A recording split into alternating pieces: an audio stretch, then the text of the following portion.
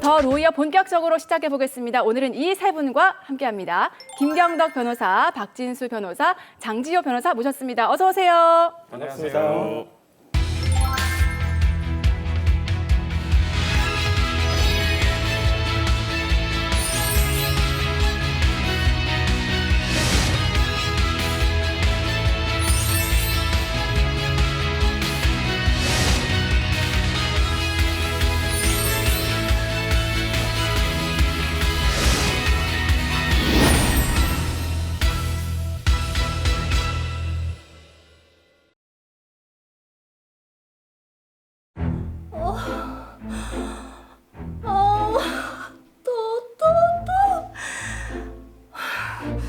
내가 오늘은 꼭 결판을 내고 만다.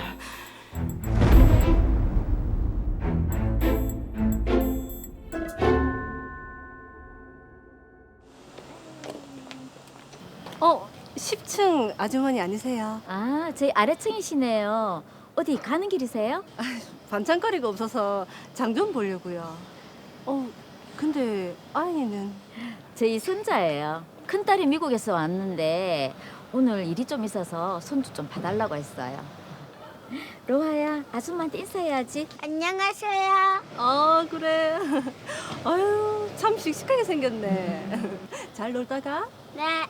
바쁘실 텐데 어서 가보세요. 예, 그럼 다음에 봬요. 네. 네, 아직까지는 분위기가 좋습니다. 그렇죠. 네.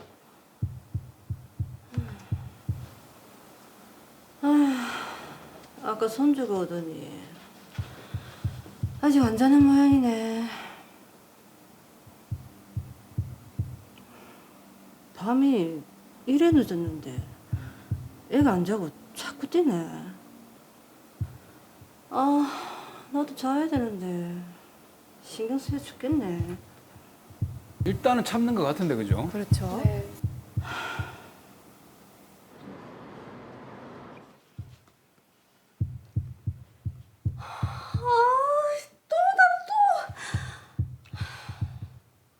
아, 벌써 며칠째고 손주 아직 안 갔나?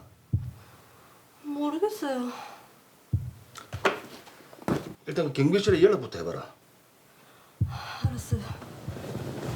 네, 보통 저렇게 경비실을 통해서 대처를 하게 되죠. 그렇죠. 맞습니다. 예. 예, 여기 901호인데요. 층간소음이 너무 심해서요. 아니, 1001호에 며칠 전에 손자가 왔는데 며칠째 계속 밤마다 쿵쿵쿵쿵. 심장이 떨려서 못 살겠어요. 네? 손자가 오늘은 안 왔다고요? 근데 계속 쿵쿵 하는데. 이게 일단 이상한데? 알겠습니다. 갑자기 공포 영화 분위기인데. 소리 나는데? 그러니까요. 얘기 안 됐나? 계속 쿵쿵대는데. 손자가 오늘은 안 왔다는데. 무서운데요? 이건 무슨 소리고? 그러니까. 내 오늘도 잠자기는 그만네. 계속 그렇게 잠을 못 자서 웃잖아. 약이라도 좀 먹어보든가. 아니 내일 병원이라도 안 가봐라. 알겠어요. 정미정 씨 스트레스가 너무 심해 보이네요. 그렇죠. 약을 먹어야 될 정도니까.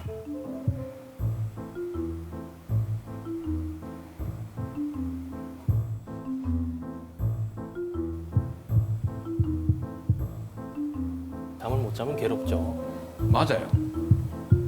잠 못 자는 고통이 제일 심합니다.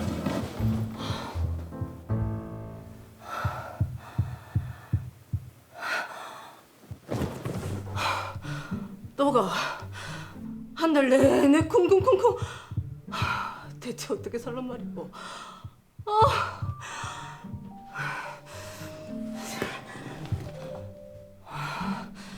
이대로는 못 산다. 내가 윗집 여자를 가만둬라 씨. 저렇게 올라가시는 건 좋지 않은데요. 이봐요.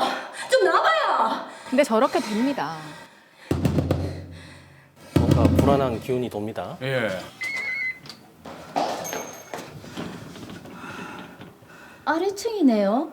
진짜 너무한 거 아니에요? 손자 왔다고 내가 많이 참았는데 밤마다 쿵쿵쿵쿵. 이 여자가 무슨 소리예요? 우리 손주 진즉에 갔어요. 그럼 내가 거짓말한다 소리예요. 안에 한번 들어가 봅시다. 아니 이게 뭐 하는 짓이에요? 손자가 있는지 없는지 내 두 눈으로 확인 좀 합시다. 없다고 했잖아요. 없는데 왜 밤마다 쿵쿵대요? 에? 그걸 내가 어떻게 아냐고. 애가 있네. 참 거짓말이나 하고. 애가 있긴 어딨다고. 환청이 들리나?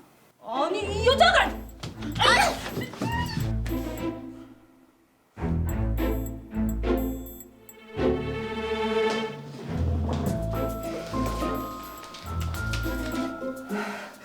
천이로 네가 그렇게 나온다 이거지? 내가 대자보를 붙여서 온 아파트 사람들이 다 얘기할 거다. 상태가 심각해 보입니다. 뭐라고? 이거 우리 집 얘기잖아. 901호 이 편내가 진짜 내가 가만 두나 봐라. 아, 큰 싸움 되네요. 이게 뭐고? 명예훼손에 폭행? 지가 나를 때려놓고 폭행했다고? 나는 그럼 폭행에 층간소음 손해배상 청구까지 할 거다. 천일호 두고 봐라. 가만 안 둔다 내가.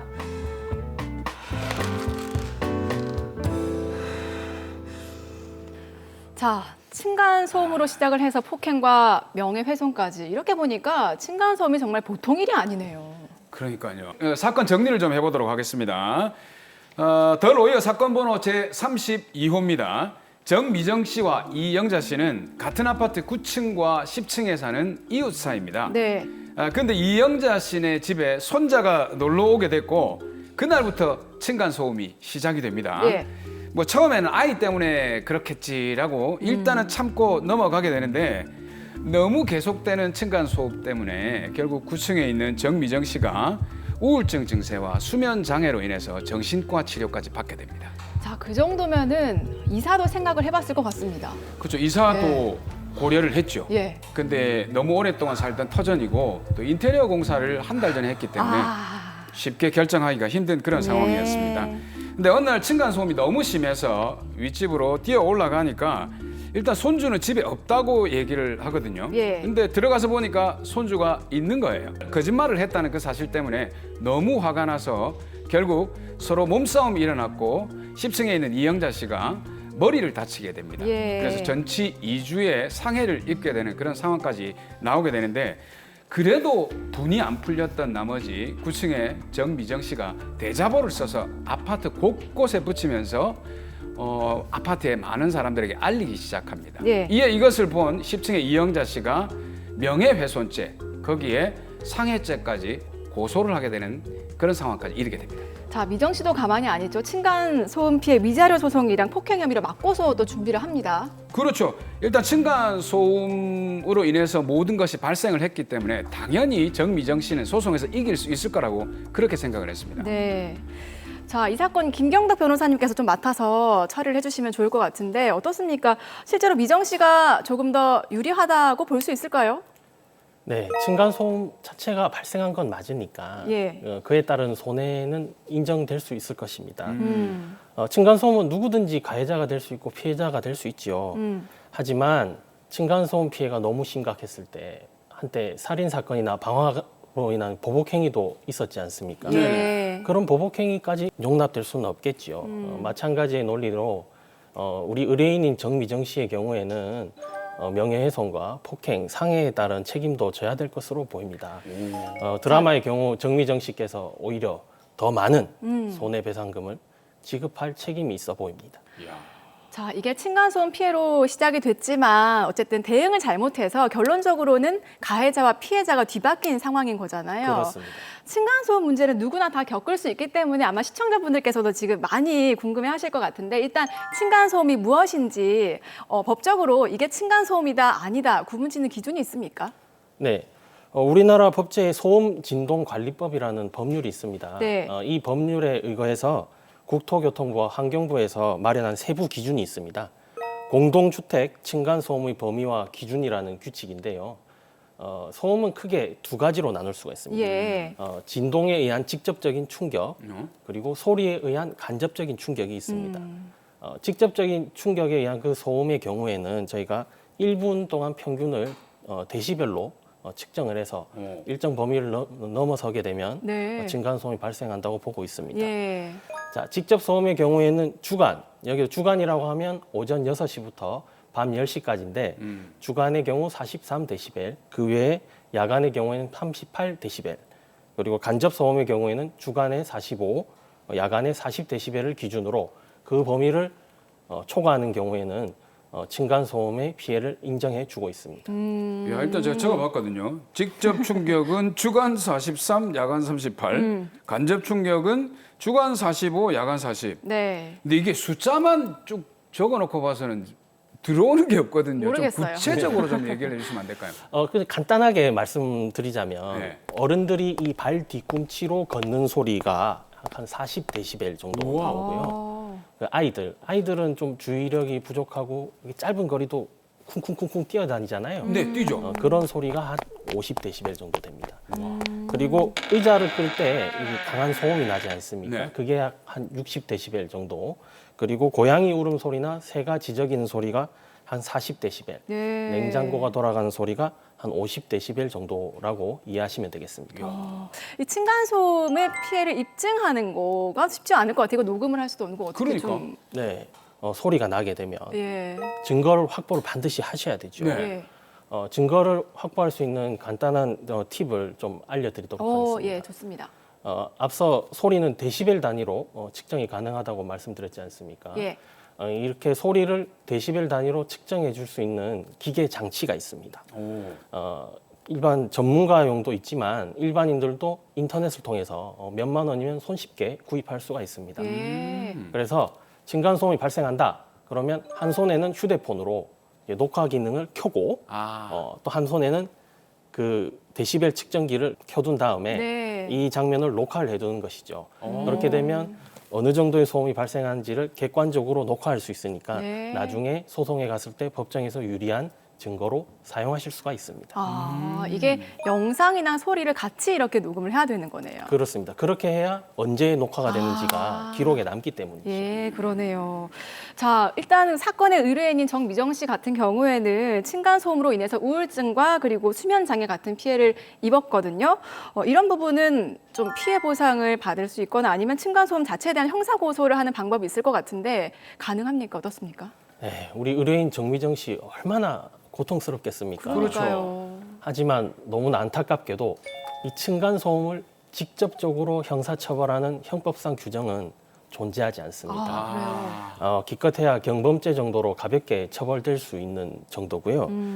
그래서 경찰 신고하시는 분들이 많은데 출동한 경찰도 마땅한 대응 방법이 없어서 예. 물러나는 경우가 다반사입니다. 결국 층간소음은 그 자체가 신체에 바로 손해를 미치는 것은 아니기 때문에 정신적 손해, 즉 위자료를 청구하는 형태의 민사상 손해배상 청구 정도가 유일한 방법이라고 보입니다. 아까 형사처벌에는 해당이 안 되지만 민사 손해배상 소송으로는 위자료를 청구할 수 있다고 하셨잖아요. 그럼 위자료의 규모는 금액 규모는 어느 정도 됩니까? 사실 사건의 판례들을 다 찾아보면 1인당 인정되는 층간소음 위자료 액수가 1인당 50에서 100만 원 정도로 그렇게 높지가 않습니다. 물론 고3 수험생이 있다든지 3세 이하의 영유아가 있는 경우에는 그 액수가 조금 증액되긴 하지만 네. 여전히 그 실질적인 피해 회복에는 턱없이 모자란 액수지요. 자, 그러면 1인당이라는 말씀은 가족이 4명인 4인 가족일 경우에는 곱하기 4를 해서 최대 400만 원 정도까지 받을 수 있다는 얘기인가요? 그렇습니다. 만약에 1인당 100만 원의 위자료가 인정된다면 예. 4인 가족의 경우에는 400만 원까지도 인정될 수 있을 것입니다. 야, 근데 제가 보니까 보복행위 있잖아요. 보복행위. 이게 너무 다양해가지고 어떤 분들은 보니까 오디오를 아주 세게 틀어가지고 윗집을 또 시끄럽게 하고 맞아요. 이 막대 같은 걸로 쿵쿵 치기도 하고 인터넷에 보면 보복 기구도 있어요. 그래요? 그거를 사가지고 계속 통통 이렇게 하거든요. 그래서 이렇게까지 하면은 너무 이게 법에 저촉되는 그런 상황 아닙니까? 법령에서 말하는 층간소음은 반드시 가해자가 위층일 필요는 없습니다. 오히려 그래요? 아래층에서도 더 큰 소음을 낸다든지 예. 그것이 위층의 주거를 방해하는 경우에는 또 다른 유형의 층간소음이 될 수 있고요. 어떠한 경우든 보복행위가 있으면 아까 우리 드라마의 경우처럼 가해자와 피해자의 입장이 서로 뒤바뀔 수가 있습니다. 예. 그래서 층간소음으로 피해를 입으셨다고 하시는 분들은 절대로 보복행위를 하셔서는 안 될 것으로 보입니다. 네. 근데 실제로 당해보면은 정말 괴롭다고 하거든요. 너무 예. 얄밉죠. 예, 때문에 일단은 감정과는 별개로 참 냉정한 대처가 필요해 보이는데 층간소음은 그럼 어떻게 좀 대처를 하면 좋을까요? 네, 냉철하게 대처하셔야 합니다. 예. 가장 좋은 방법은 아무래도 법률 전문가인 변호사, 특히 가능하시다면 손해배상 전문 변호사와 상담을 하시는 게 좋겠죠. 층간소음 피해를 입었다고 생각하신다면 보복행위 말고 휴대용 이 소음 측정기를 통해서 일단 증거를 확보하신 다음에 민사 손해배상 청구 소송을 고려해 보시는 것이 가장 효과적인 대처 방안인 것 같습니다. 네. 참 층간소음 이게 참 보통 일이 아니네요. 아, 그러네 진짜. 자, 마지막으로 사건 의뢰인 정미정 씨에게 그러면 속 시원한 정리 한번 내려주시죠. 네, 우리 의뢰인인 정미정 씨 너무 고통스러우셨겠지만 과거의 일은 어쩔 수가 없습니다. 또 보복행위로 더 많은 책임을 지셔야 되기 때문에 이 부분에 대해서는 법적인 책임을 지셔야 될 수밖에 없다는 점 너무 안타깝습니다. 하지만 이 층간소음은 계속 진행될 가능성이 높거든요. 만약에 지금이라도 층간소음이 그치지 않고 진행이 된다면 빨리 이 위자료를 청구할 수 있는 손해배상 청구 소송을 고려해 보시는 것이 좋겠습니다. 우선 변호사와 전문적인 상담을 거치시고 네. 무엇보다 그 증거 확보가 가장 중요합니다. 네. 휴대용 이 소음 측정기를 구비하신 다음에 매일 일기 쓰듯이 일지를 쓰듯이 오. 몇 월 며칠 몇 시에 이만큼 소음이 났다라는 것을 기록해 두시는 것도 예. 좋은 방안입니다. 아, 영상으로 만들고. 그렇습니다. 제가 실제로 의뢰인분들께 이런 방안을 제가 제안을 드리면 네. 오히려 만족도가 높으세요. 오늘도 소음이 나는데 오늘도 증거 확보하는 날 이렇게 오히려 밝은 기분으로 좀 받아들이시거든요. 네. 그전에는 소음이 날 때마다 괴로웠는데 오히려 지금 그래 두고 보자. 나중에 법정에서 한번 예. 봅시다. 그런 라는 식으로 마음으로. 증거 확보하는 것도 좋은 방안입니다. 네. 실제로 어떤 사례에서는 가해자가 층간소음 없다 혹은 어린아이 그날 집에 없었는데요 이렇게 부인하고 잡아떼는 경우가 있었거든요. 네. 그런데 우리 피해자가 이 소음 측정기를 통해서 매일 소음을 기록을 해둔 것이 있었습니다.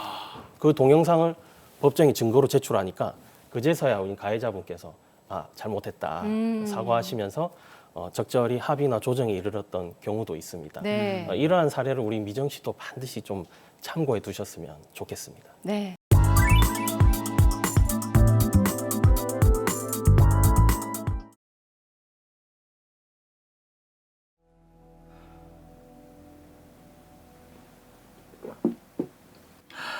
막막하다 진짜.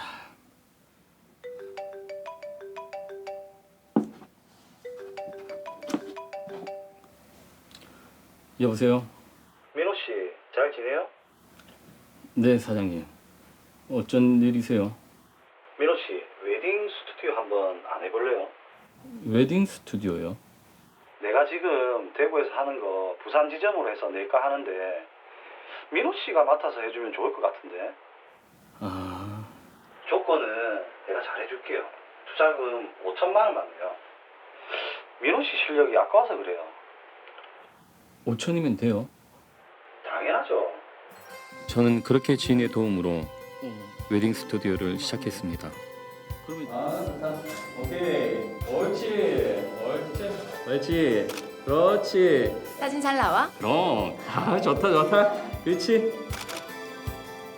다행히 웨딩 스튜디오는 성황을 이뤘고 매월 최고 매출을 기록하면서 사업은 승승장구했습니다. 촬영 보조로 일을 돕던 수경이와의 연애도 시작했습니다. 그런데 여기 서울의 유명한 거기 아이가? 뭔데?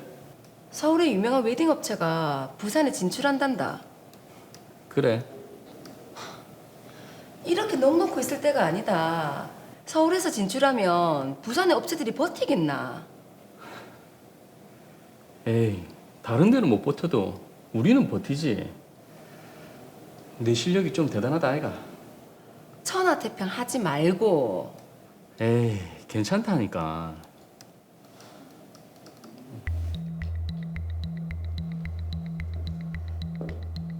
오빠, 이번 달에도 취소된 게 벌써 몇 건인 줄 아나? 내가 면목이 없다, 수경아. 우리도 빨리 이거 접고 다른 거 하는 게 안 낫나? 내가 할 줄 아는 게 사진뿐이라서. 그럼 어쩔 건데? 위기는 기회라는 말이 있잖아. 이참에 오히려 더 확장을 해서 분위기를 쇄신해보자. 신혼부부들은 특이한 컨셉을 원하니까 잘 될 거야. 그러다 망하면? 에이, 걱정 말라니까. 내 실력 모르나? 오빠 실력이 최고지. 그래도 상황이 지금. 아니다. 괜찮다. 사진으로 승부를 보겠다 마음먹은 저는 스튜디오를 확장하고 고급 컨셉 촬영실을 만들어 또 한 번 재기를 꿈꿨습니다. 하지만 몇 개월 후에도 매출은 기대에 미치지 못했고 스몰 웨딩으로 트렌드도 바뀌면서 사업은 점점 더 내리막길을 걸었습니다.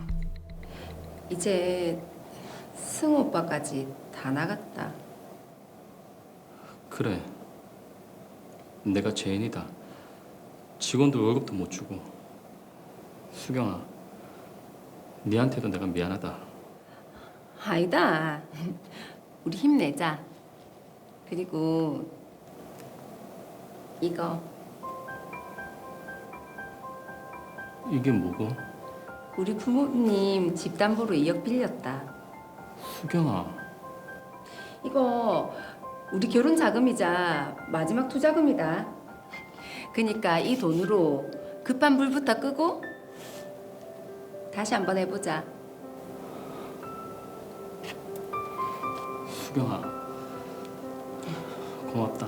고마운 일이긴 한데 좀 불안해 보여요. 예, 너무 대책 없이 착한데요. 다시 힘을 내 매출을 끌어올리고 있었습니다. 그런데 코로나19라는 예상치 못한 폭탄을 맞으며 저는 또다시 낭떠러지로 떨어졌습니다. 네. 저 대출 좀... 신용등급이 낮아서요. 스튜디오 확장으로 이미 받은 대출도 꽉 찬 상태였던 저는 운용비를 마련하려고 매일매일 대출 상담을 받았지만 번번이 서류 심사에서부터 거절됐습니다. 카드론과 대부업으로 돌려막기를 했고 빚은 결국 6억까지 불어났습니다.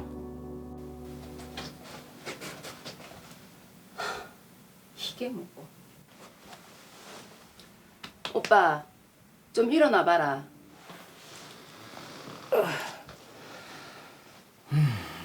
스튜디오는 팽개쳐두고 맨날 소리 들어서 뭐 하는 거고? 찍을 사람도 없는데 뭐. 그래도 스튜디오에는 있어야지. 그리고 부모님이 돈 언제 갚을 건지 물어보던데. 돈? 무슨 돈? 그때 우리 집 담보로 빌린 2억 있다 애가. 그 투자금으로 주신 거 아니가? 빌린 게 아니지. 뭐라노? 우리 부모님은 우리가 결혼할 거니까 예비사에 믿고 빌려준 거지. 하여튼 지금 부모님 가게가 힘들어서 그 돈 꼭 필요하시단다. 아니 지금 갚을 상황도 안 되고. 네가 말씀 좀 잘 드리라. 내가 어떻게 말씀 잘 드리고. 됐고 한 달 안에 갚아라. 안 그러면 부모님이 소송한단다. 수경아.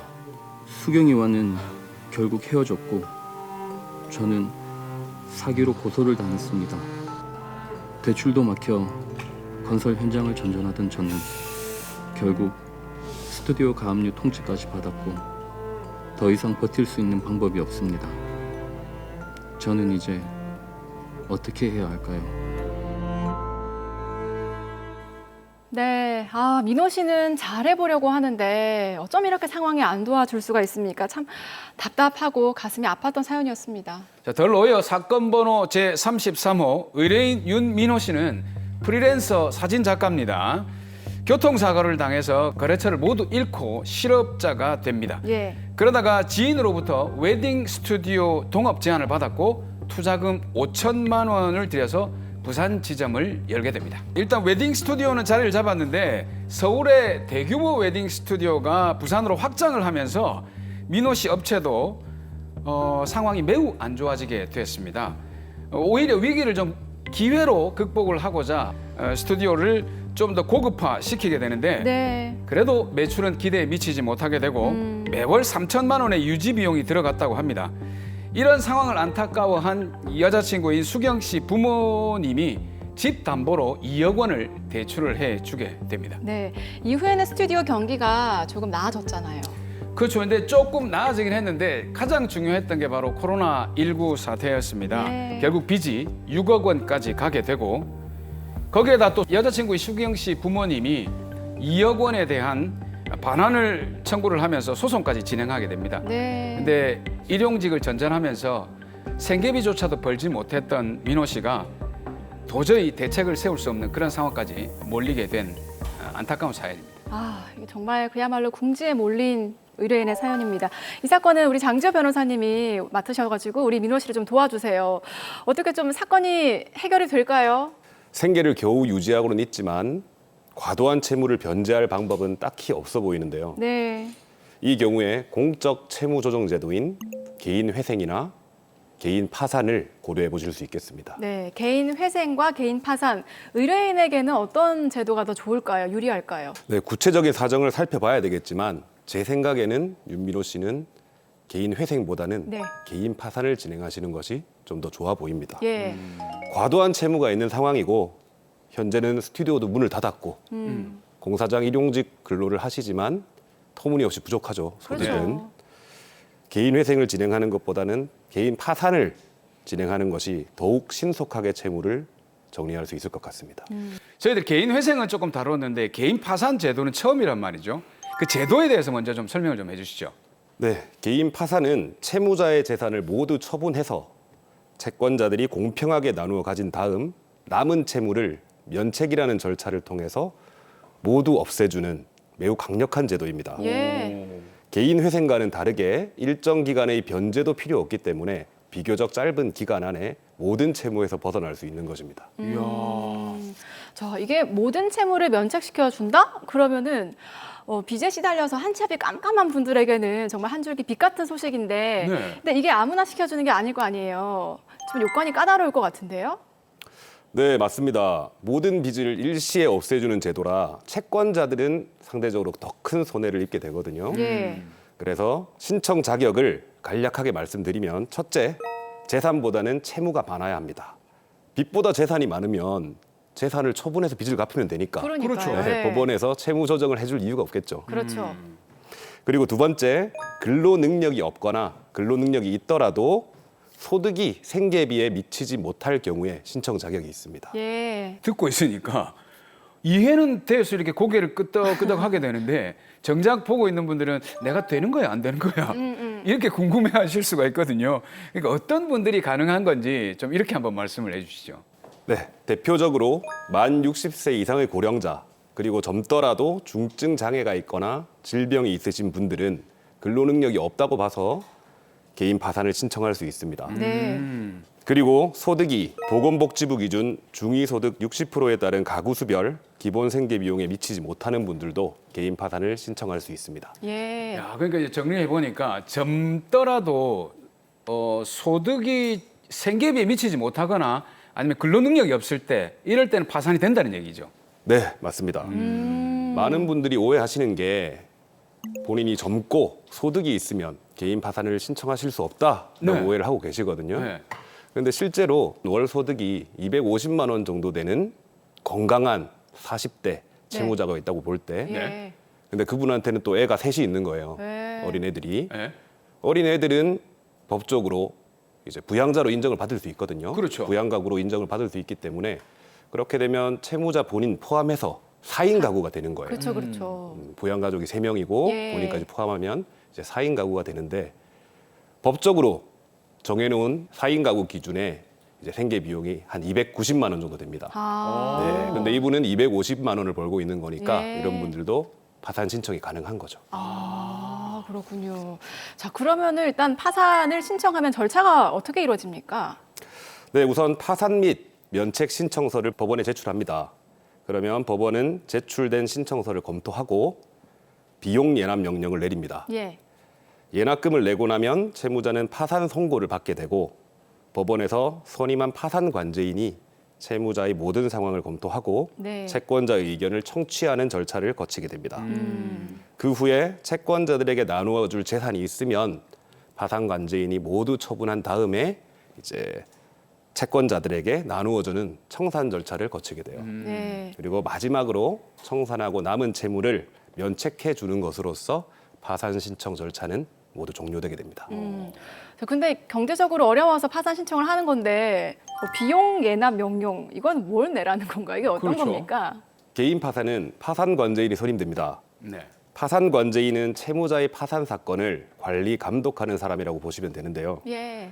채권자의 손해가 큰 만큼 채무자를 면밀히 심사하고 과연 이 채무자가 면책을 받아도 타당한 건지를 판단하는 자리입니다. 네. 이 파산관제인 선임을 위해서 드는 비용을 납부하라고 하는 것이 비용 예납 명령이고요. 아. 통상적으로는 30만 원에서 150만 원 정도로 책정됩니다. 그 정도도 맞는 거 아닙니까? 그러니까 이게 지금? 파산까지 할 네. 정도 같으면 그분이 파산 관제인이 좀 무료로 좀 해주면 그러니까 좋겠는데 많은데요. 예. 비용이 좀 들긴 드네요. 근데 이런 사건에서 파산을 다 하고 난 나머지 빚을 면책을 해준다 그러는데 면책을 받지 못하는 경우도 있습니까? 첫 번째로 제도를 악용해서 본인 또는 타인의 사적 이득을 도모하려는 경우, 네. 그리고 둘째, 재산을 은닉하거나 몰래 처분한 경우, 그리고 셋째, 허위로 채무 금액을 증가시키거나 채권자 목록을 허위로 작성한 경우, 그리고 넷째는 채무 증가의 원인이 도박이나 과소비 등으로 사행성으로 분류되는 경우에는 파산 선고는 받을 수 있지만 네. 면책은 못 받아서 파산자로만 남게 될 가능성이 있는 겁니다. 아, 이게 딱 들어봐도 안 되는 사유네요. 그러니까. 근데 이게 이제 솔직히 제가 예전에 일을 하다가 이제 접은 그 가게가 있었거든요. 그럼 하다 보면 여러 가지 공과금이나 세금들이 있습니다. 사실 이것도 면책이 좀 됐으면 좋겠는데 아, 어떻습니까? 그러네요. 예. 면책 되나요? 면책이 되지 않습니다. 아. 면책 결정이 있더라도 원칙적으로 면책이 되지 않는 비면책 채권들이 있습니다. 세금, 말씀하셨던 세금이나 뭐 공과금들, 네. 그리고 이제 벌금이나 과태료, 사대보험도 안 돼요. 사대보험도 안 되고, 아. 그리고 또 중요한 거는 채무자가 고의로 가한 불법 행위로 인한 채권이 대표적인 비면책 채권입니다. 네. 이런 면책 허가 결정이 나더라도 이런 채권들은 변제 책임이 사라지지 않기 때문에 계속 갚아 나가야 되는 채무로 남게 되는 것입니다. 자, 이 파산은 아무래도 이게 신용과 좀 연결이 되다 보니까 이게 신용 조회도 이력이 남지 않을까 또 걱정하는 분들도 계시더라고요. 네. 저도 이런 질문을 제일 많이 받아요. 아, 그러세요? 받는데 예. 면책 후 5년이 지나면 신용 조회상에서도 아무런 기록이 남지 않습니다. 오. 네. 사업자 등록도 낼 수 있고, 네. 돈도 벌 수 있고, 집도 살 수 있고, 예. 네. 신용카드도 쓸 수 있고, 예. 대출도 받을 수 있습니다. 정말 희망적이네요. 네, 꽤 많은 분들이 이제 파산을 하게 되면 이제 금융 활동이랑은 완전히 작별하게 되는 거 아닌가라고 생각을 하시는데 그렇죠. 그건 사실이 아니고 개인 파산은 끝이 아니라 시작이라고 생각하시는 게 좋으실 것 같아요. 야, 왠지 좀 그 문학적인 표현이 희망이 좀 이렇게 상당히 그러니까요. 깃들어 있는 그런 예. 표현인 것 같은데. 근데 이제 의뢰인의 사연에서 보자면 성격이 좀 다른 돈이 있거든요. 여자친구 부모님 집을 담보로 받은 2억의 대출금인데 요거 같은 경우는 성격이 좀 애매해서 어떻게 좀 해야 될지 궁금합니다, 변호사님. 네, 이 2억이 대여금인지 예. 투자금인지 조금 애매한 부분은 있어요. 맞아요. 네, 이거 뭐 조금 더 자세히 살펴봐야 되겠지만 일반적인 소송에서는 되게 중요한 문제이기도 하고 그 계약이 어떤 성격을 가졌는지에 따라서 좀 차이가 큽니다. 그렇지만 윤민호 씨 사안에서는 이게 투자금인지 뭐 빌린 돈인지 크게 문제가 되진 않습니다. 네. 이 2억 원을 파산 채권에 넣고 그 개인 파산 절차를 진행한 다음에 면책 결정을 받게 되면 결국에는 갚지 않아도 되는 빚이 되기 때문에 큰 상관이 없는 것 같습니다. 자, 앞서 그 유민호 씨에게 개인 파산 제도라는 솔루션 주셨는데 마지막으로 의뢰인에게 한마디 좀 남겨주시죠. 네, 제가 의뢰인분들에게 항상 드리는 말씀이 있습니다. 힘내시고 그리고 정신 바짝 차리시라고. 빚으로부터 벗어나는 일에 일단 집중해달라고 그렇게 말씀을 꼭 드립니다. 요즘 너무 많이 힘든 때입니다. 윤민호 씨도 그렇고 많은 자영업자분들 힘내십시오.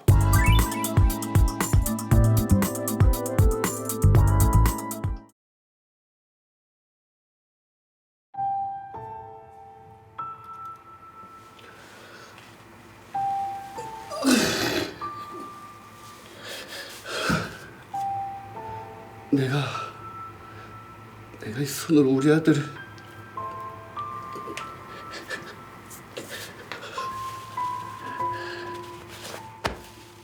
저는 아들을 죽게 한 죄인입니다.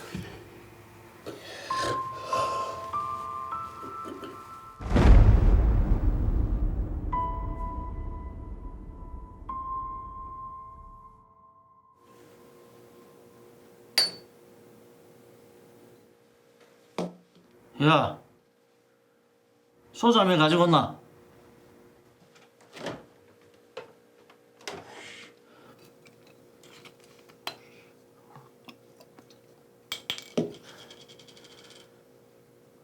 너가 엄마 어디 갔노? 모르겠어요. 뭐? 모른다고? 네가 모르면 누가 알아? 진짜 모르겠어요. 이게 어디서 하지 말고 니 좀 따라와봐. 따라와! 이씨! 따라와! 이 새끼! 늘 술에 취해 있던 아버지는 툭하면 폭력을 썼습니다. 잘못했어요. 때리지 마세요. 나가서 너가 엄마 찾아온나? 안 데리고 오면 니도 들어올 생각하지 마라. 어? 더 말기 전에 빨리 안 찾아오나? 자기가 찾으러 가면 되지. 참. 아내한테 어떻게 대하는지도 알 것 같네요.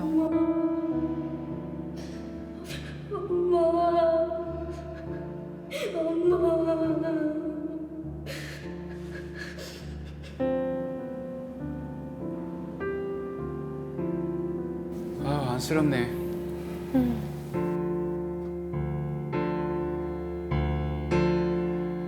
아버지의 폭력으로 얼룩졌던 삶, 성인 되고 나서야 겨우 벗어날 수 있었습니다.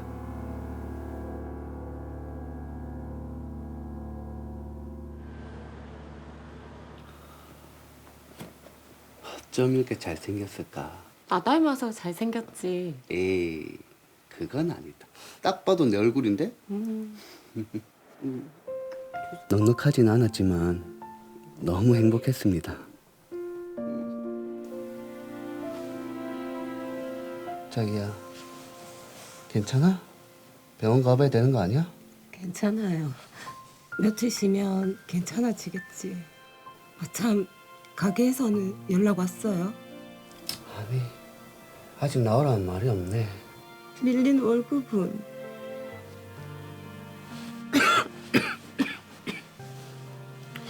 어떡해. 우리 당장 생활비도 없는데. 몸도 아픈데 너무 걱정하지 마라. 내가 다 알아서 할게. 우리 아들 깼나 보다. 누웠어.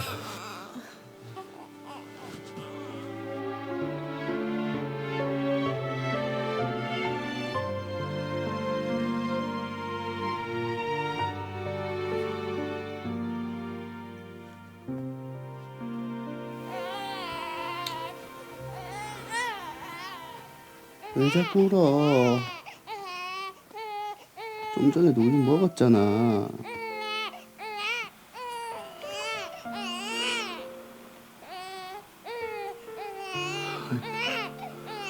화내면 안 되지. 나는 절대 그 사람처럼 내 자식한테 안 그랬거든.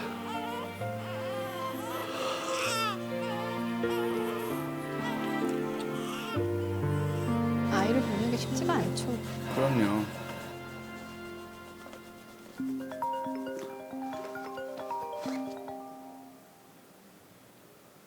여보, 검사 결과 나왔나? 나 어떡해? 암이래. 뭐? 암? 당장 수술해야 된다는데. 일단 집으로 갈게. 안 됐다. 불행이 한꺼번에 몰려오네요. 그러니까. 그러네요. 아우.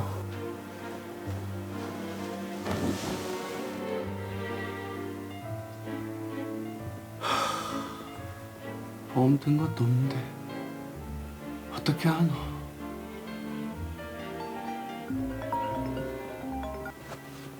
예, 사장님.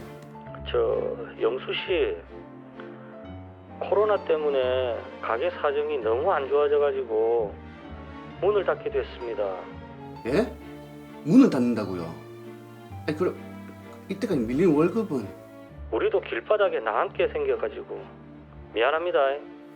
아니, 사장님. 코로나가 정말 또 문제네요. 돌아버리겠다.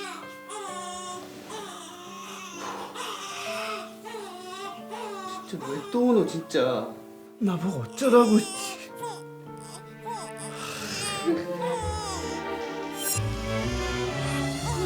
미치겠다.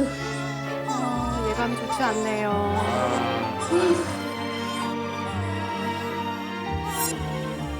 그만 좀 울어라. 나도 할 만큼 했다 이가. 진짜.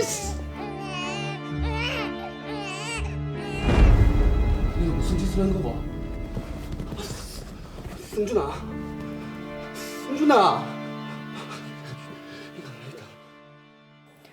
예, 아들을 때려서 사망에 이르기까지 한 아빠 영수 씨, 정말 마음이 무겁습니다.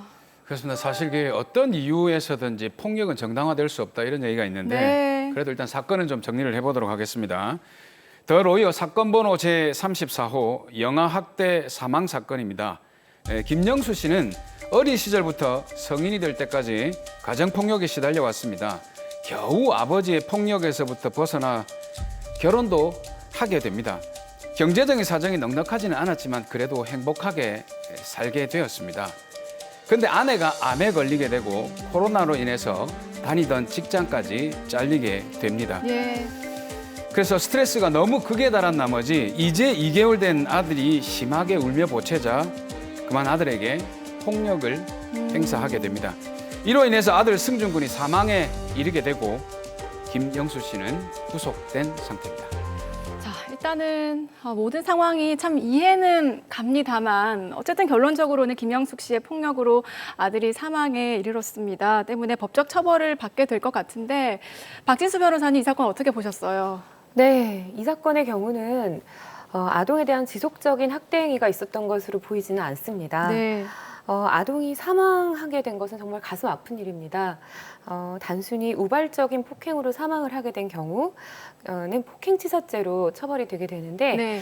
만약에 아동 학대가 지속적으로 있었다라는 것이 밝혀지게 되고 그로 인해서 사망의 결과가 발생이 됐다면 그것은 아동 학대 치사죄로 처벌되게 될 것입니다. 예, 참 아동학대라는 말만 들어도 듣기가 힘든데 그렇죠. 요즘에 그 아동학대가 지속적으로 이어져서 법원에 심판을 받은 사건들 꽤 많잖아요. 네, 가장 최근에는 정인이 사건이 있었고요. 그렇죠. 또 얼마 전에 유명했던 그 칠곡 계모 사건. 예. 그리고 또 울산에서 소풍을 가고 싶다라고 말했다라는 이유로 마구 아동을 구타하여 사망했던 네, 네. 울산 아동 사망 사건이 있습니다. 칠곡 계모 사건에서는 아동 학대 치사죄로 의율이 돼서 처벌을 받았는데 또 울산 아동 학대 사건에서는 아동이 사망할 것을 예견할 수 있다라고 보아서 예, 예. 미필적 고의가 인정이 돼서 살인죄로 처벌을 받았습니다. 그럼 이게 아동 학대 치사죄라는 얘기는 이제 과실의 범주에 해당하는 거고 뒤에 그거는 이제 살인의 고의가 있었다고 보는 거네요. 네, 그렇습니다. 그래서 차이가 확 벌어지는 겁니까? 네, 그렇습니다. 아동 학대할 고의가 있었을 뿐 살인을 할 고의가 없었고 네. 아동을 학대를 하는 과정에서 사망의 결과가 발생하였다라는 네. 것이 아동학대 치사죄고요. 네. 애초에 그런 아동에 대한 학대 행위를 하는 도중에도 이 정도 하면 아동이 사망할 수 있겠다라고 예견할 수 있었다라고 본다면 네. 그것을 미필적 고의에 의한 살인죄로 의율해서 처벌이 가능할 것 같습니다. 그럼 이 처벌이 상당히 많이 달라지나요, 그러면? 칠곡 계모 사건의 경우에 네. 아동학대 치사죄로 의율이 돼서 징역 15년의 그 계모가 선고를 받았는데요. 네. 울산 아동학대 사건에서는 그것이 살인죄로 의율이 됐습니다. 하지만 징역 18년 정도 선고를 받아서 물론 굉장히 큰 처벌이긴 합니다만 그러네. 또 사망한 아동을 생각하면 그 정도 처벌도 약하다고 생각되는 그런 의견들도 많이 있었습니다. 네. 자, 이게 좀 사건마다 결과가 다르게 나타나는데 아동학대 같은 경우에는 법적 처벌이 어떻게 됩니까? 네, 아동학대로 중상해가 발생될 경우에는 징역 2년 6월에서 5년 정도가 보통 선고가 되고 그 정도에 따라서 가중이 되거나 감경이 됩니다.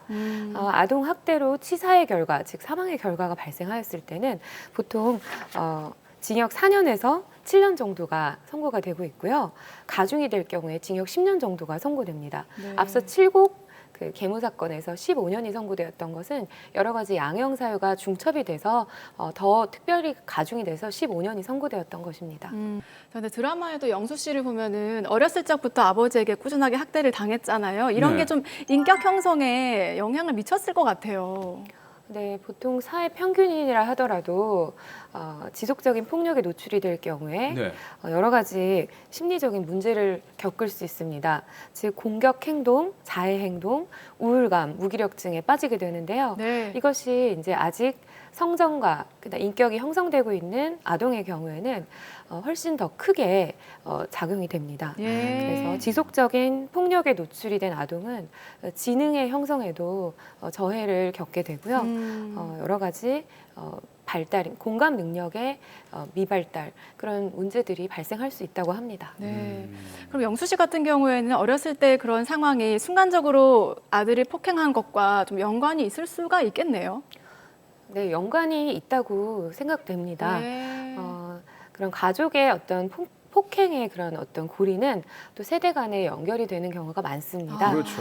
그래서 가정 폭력을 경험한 사람은 자녀의 부정적인 행동에 자기가 받았던 그런 행동을 무의식적으로 또 반복하게 되는 경우가 있다고 합니다. 참 이 폭력의 고리를 끊을 수 없는 슬픈 또 사연인 것 같은데, 자, 그럼 김영수 씨가 어렸을 때부터 가정 폭력에 시달렸다는 그런 점이 형을 판단하는 데 좀 도움이 될 수 있을까요? 네, 저희가 변호를 하다 보면 왜 이렇게 끔찍한 범죄를 저지르게 되었는지 피고인에게 물어보게 되면 어린 시절의 경우 뭐 아동 학대 피해를 당했다라던가 해서 트라우마가 있던 경우가 많이 있었습니다. 그래서 저는 형사 피고인들을 변호하면서 그들의 어린 시절을 물어보게 되면 또 오히려 가슴이 아픈 경우도 많이 있었습니다. 모든 책임을 또 가해자에게만 돌리기에는 우리 사회가 그들의 어린 시절을 좀 안전하게 보호해주지 못했다라는 그런 어떤 연대 책임을 느끼게 되는 그런 심정이 드는데요. 그러한 점을 변호에 반영을 하면 또 아무래도 또 감경의 사유가 될 수 있을 것 같습니다. 최근에 아동학대로 인해서 사망에 이르게까지 한 사건들도 굉장히 많았잖아요. 정인이 사건도 있었고요. 그렇죠. 네, 지난해 일어났던 정인이 사망 사건은 온 국민을 충격에 빠뜨렸죠. 저도 그 뉴스에 나오는 정인이의 모습을 보면서 눈물을 흘렸습니다. 이후에 가정법원이나 여성변호사협회나 또 아동보호단체들에서 아동학대 시스템의 작용에 대해서 좀 돌아보고 있습니다. 과거 취약 연령이 되어도 학교에 나오지 않는 학생, 어린이 그리고 장기간 결석을 하는 그런 학생들에 대해서 전수조사를 한 결과 아동학대로 사망한 그런 사건들이 발견되기도 하였습니다. 현행 법과 정책들은 아동을 보호함에 있어서 아직도 개선되어야 할 점들이 아직 많이 남아있는 것 같습니다. 야, 한계점도 있고 그 개선해야 될 점도 있다고 하니까 여기서 좀 속 시원하게 좀 짚고 한번 넘어가 보죠.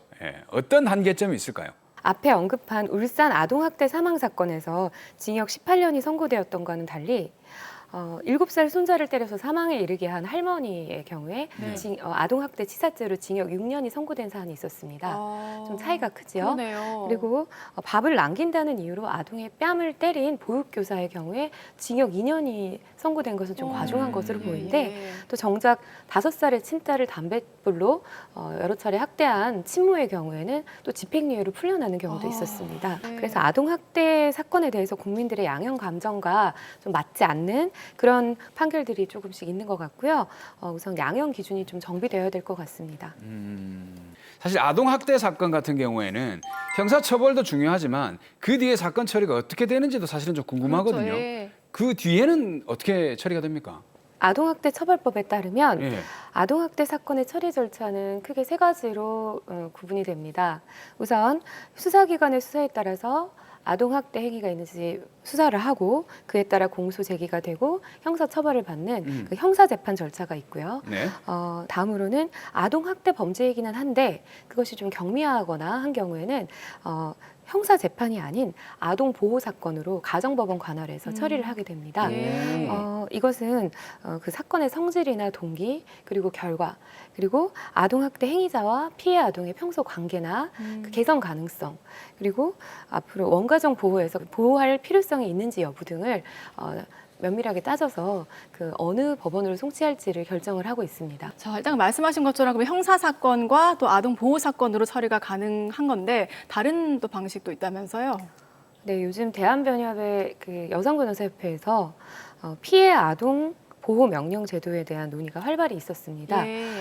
피해 아동 보호 명령이라는 것은 가정법원 판사가 아동학대 행위자의 격리 그리고 접근 제한, 아동 복지 시설에 대한 위탁, 친권 행사의 제한 또는 정지 등을 결정할 수 있는 그런 제도입니다.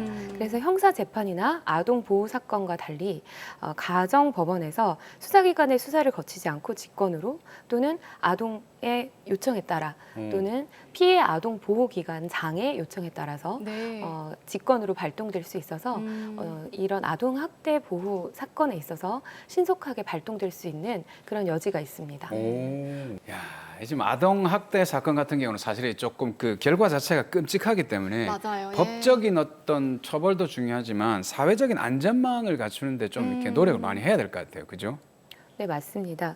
피해 아동에 대한 보호가 유기적인 그런 각 제도의 연계를 통해서 촘촘히 이루어지고 있는지 법원이 또 피해 아동 보호 명령 사건에 대해서 면밀하게 집행 조사와 감독을 하고 있는지 그런 문제들이 남아 있는데요. 이 제도를 어떻게 운영할지에 대한 지금 활발한 논의가 있고 앞으로 그 보완적인 그런 절차가 마련될 것이라고 생각됩니다.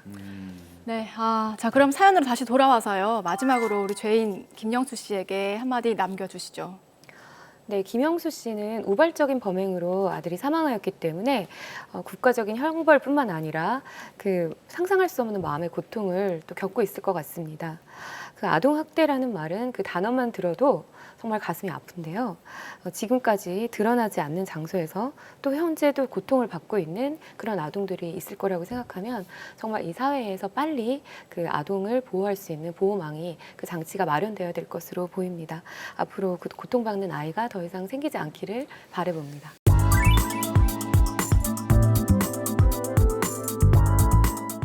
네, 이렇게 여러분들 곁에는 저희 더 로이어가 있으니까요. 토요일 아침 잠을 조금 줄이시더라도 저희와 함께 하시면 여러분의 법률 지식을 가득가득 채우실 수 있을 것 같습니다. 네, 오늘 저희가 준비한 소식은 여기까지고요. 저희는 다음 주에 더 명쾌하고 재미있는 법 얘기로 찾아뵙도록 하겠습니다. 법대로 합시다.